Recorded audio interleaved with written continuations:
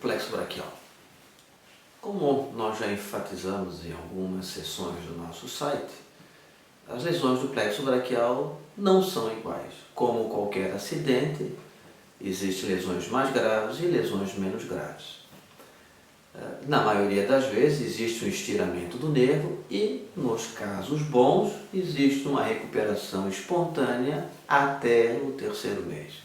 Passado esse tempo, significa que a lesão foi bastante severa, mesmo os nervos estando em continuidade, eles já se degeneraram e não existe mais possibilidade de recuperação.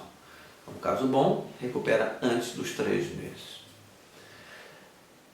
Como eu comentei, existem diferentes tipos de acidentes e diferentes tipos de lesão. Nós sabemos que a parte de cima do plexo braquial, que é formada por C5 e C6, é responsável pelos movimentos do ombro e do cotovelo.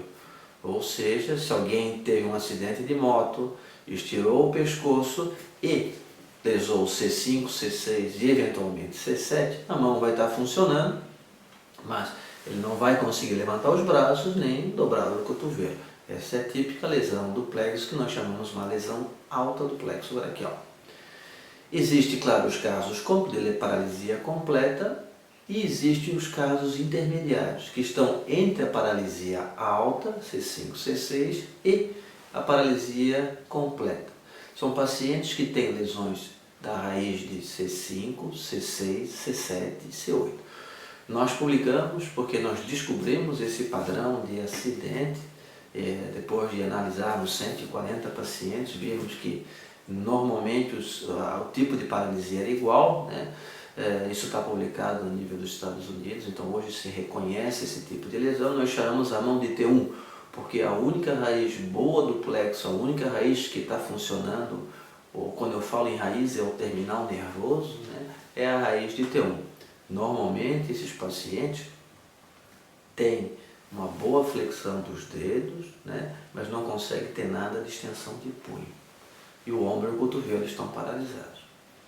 Há 3 anos atrás nós desenvolvemos uma técnica para reconstruirmos a extensão do punho. Então essa técnica, nesses pacientes, o único lugar do mundo que faz esse tipo de reconstrução é aqui em Florianópolis. Agora existe um serviço na Índia que nós estivemos viajando para mostrar como se faz esse tipo de reconstrução. Eles me mandaram os vídeos dos pacientes, então, que eles já mostraram algum resultado e alguma recuperação.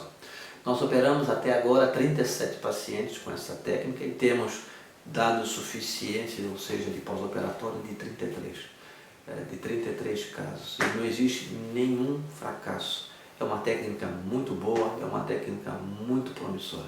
Então, normalmente, eu falei para vocês que esses pacientes com a lesão C5, C6, C7, C8 têm uma paralisia extensa e o único movimento que tem preservado é a flexão dos dedos.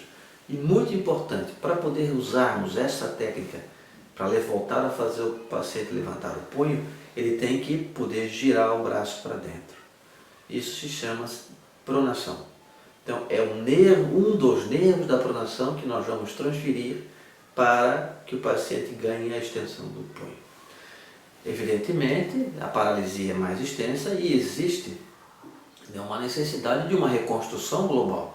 Então nós vamos tentar devolver alguns movimentos do ombro para que o paciente possa levantar o braço e também da flexão do cotovelo, talvez da extensão do cotovelo e, sobretudo, ganhar a extensão do punho, né? Isso são uma cirurgia, é um tipo de cirurgia que deve ser realizada antes dos 6 meses de idade, de 6 meses após o acidente, e inclui o uso de transferências nervosas e também de enxertos nervosos. Depois da cirurgia, normalmente os resultados aparecem com 1 ano, mas o paciente continua melhorando até o 5º ano após a realização da cirurgia. Nós vamos então agora começar a apresentar alguns casos de alguns pacientes que sofreram esse tipo de acidente automobilístico ou de motocicleta, romperam 4 raízes do plexo braquial, sobrou uma única raiz e mesmo assim nós conseguimos devolver um grau de funcionabilidade bastante importante. Não dá para nós compararmos os resultados desse grupo de paciente, ou seja, com 4 raízes arrebentadas, com os pacientes que nós já mostramos anteriormente, que teriam 2 ou 3. Evidentemente, quanto menor o amassado do carro, maior a chance de recuperação. O que eu estou colocando aqui para vocês é que, efetivamente, existem muitas chances de, através de uma cirurgia do plexo braquial, conseguirmos restaurar parcialmente os movimentos do membro superior. Sobretudo no que eu estou insistindo agora, nesses pacientes com uma lesão bastante extensa.